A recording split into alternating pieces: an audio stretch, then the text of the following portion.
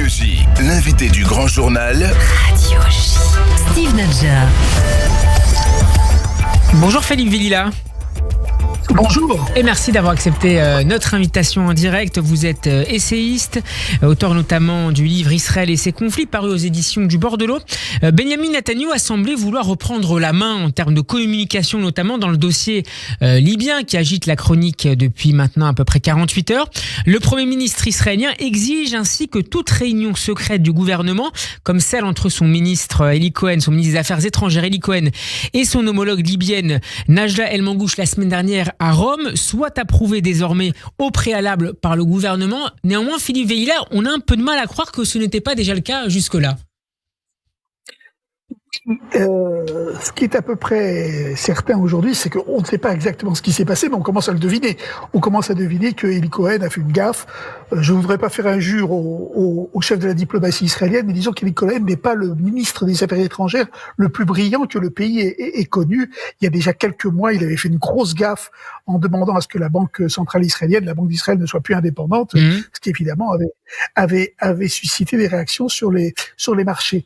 Donc on a cette situation où on a un ministre pas très expérimenté et capable de faire des gaffes, et donc Benjamin Netanyahou a voulu rappeler une règle qui a sans doute été édictée déjà auparavant, mais qui n'est peut-être pas toujours suivie, et là apparemment... Vous pensez qu'elle a pu ne pas être respectée dans ce cas-là, compte tenu de la sensibilité malgré tout de ce dossier ? Alors peut-être... Il faut distinguer deux choses. Il y a la rencontre elle-même avec la ministre libyenne qui a sans doute été autorisée parce que effectivement c'est très sensible. Mais ensuite il y a la publication. Et là la publication, visiblement, il y a eu un impair. Comment vous expliquez cet impair ? On dit que la presse avait des éléments lui permettant de communiquer assez dans la deuxième partie du dimanche, de la journée de dimanche. Oui, mais ça, ce qui a poussé le ministère de l'Éducation le ministère des Affaires étrangères à prendre les devants. Oui, mais visiblement, si la presse était au courant, ça veut dire qu'il y avait sans doute eu une fuite au niveau du ministère des Affaires étrangères. Ce qui est embêtant, c'est le Mossad lui-même qui l'a souligné, c'est que ça peut remettre en cause la bonne volonté de certains dirigeants arabes d'avoir des contacts secrets avec Israël. On peut être à peu près certain qu'aujourd'hui, d'ailleurs, l'affaire de l'avion le montre bien, qu'il y a des contacts secrets avec l'Arabie Saoudite, c'est à peu près évident. Et donc, ça peut remettre en cause cette bonne volonté de certains dirigeants arabes qui se disent, si c'est publié, autant ne pas le faire. Donc, c'est une affaire apparemment anodine, mais qui ne l'est pas du tout, puisque elle pourrait compromettre un volet important, secret mais important de la diplomatie israélienne. Dirigeant arabe qui est du Moyen-Orient, qui regarde certainement avec attention ce qui se passe dans la population libyenne depuis 48 heures également, avec des réactions extrêmement vives dans plusieurs villes du pays, notamment dans la capitale à Tripoli, avec notamment la demeure du Premier ministre qui a été incendiée. Oui, ce qu'il faut savoir, c'est que dans les pays arabes, même les accords d'Abraham, par exemple, ne passent pas bien dans la population. Les accords sont soutenus par l'élite politique, l'élite économique, parfois l'élite intellectuelle et encore. Mais par exemple au Maroc, il y a eu des gens qui connaissent bien le Maroc me l'ont dit, la population n'est pas favorable majoritairement à ces liens avec Israël. Ce sont les élites marocaines qui le sont. Donc on est dans une situation où finalement on comprend la prudence des dirigeants arabes. Ils sont obligés de jouer très finement parce qu'ils ont une population qui n'est pas forcément favorable à ces relations avec Israël.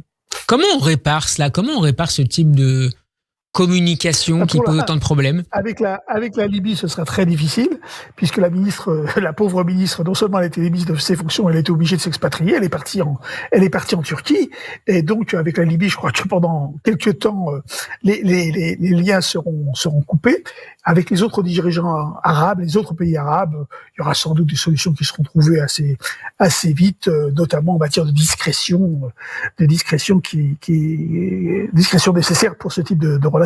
Si on s'intéresse avec vous, Philippe Villila, aux intérêts de la Libye, est-ce que vous considérez que Tripoli considère Israël comme une sorte de tête de pont, en tout cas un moyen d'entrer, de se rapprocher à la fois des États-Unis et de l'Union européenne à l'avenir ? La Libye, je suis pas un spécialiste de la Libye, mais ce que j'en sais, c'est que depuis la guerre, et depuis la guerre civile, depuis la chute de Kadhafi, elle est dans une situation extrêmement difficile, notamment du point de vue économique, et de toute évidence, elle a intérêt à se rapprocher de l'Occident. Et donc, à partir de là, effectivement, avoir un lien avec Israël, ça peut aider très, très fortement. Une dernière question sur Eli Cohen, mais d'un point de vue plus politique intérieur. On a pu lire que cette communication décidée un peu de manière express d'Eli Cohen, semble-t-il, est peut-être liée à sa volonté de laisser une trace dans l'histoire diplomatique israélienne, alors que son successeur annoncé se prépare déjà, à savoir Israël Katz. Oui, on parle également de Yariv Levin, si jamais il devait abandonner son poste de ministre de la Justice, parce que la réforme serait interrompue.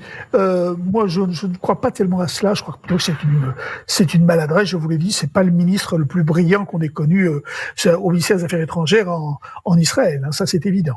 Merci beaucoup, Philippe Vellier, d'avoir été avec nous cet après-midi. Je rappelle le titre de votre dernier livre, Israël et ses conflits, un livre paru aux éditions du Bordelot. C'est l'avant-dernier. C'est l'avant-dernier. Oui, il y en a un qui était consacré à la gauche française, mais j'avais simulé celui qui était consacré à la France. Voilà. Absolument. Donc on avait parlé d'ailleurs à ce micro avec plaisir. On pourra écouter cet entretien en podcast sur notre site radioj.fr ainsi qu'en vidéo sur notre page YouTube. Très bon après-midi à vous, Philippe Vellier. À très bientôt sur Radio J. Bon après-midi. Merci.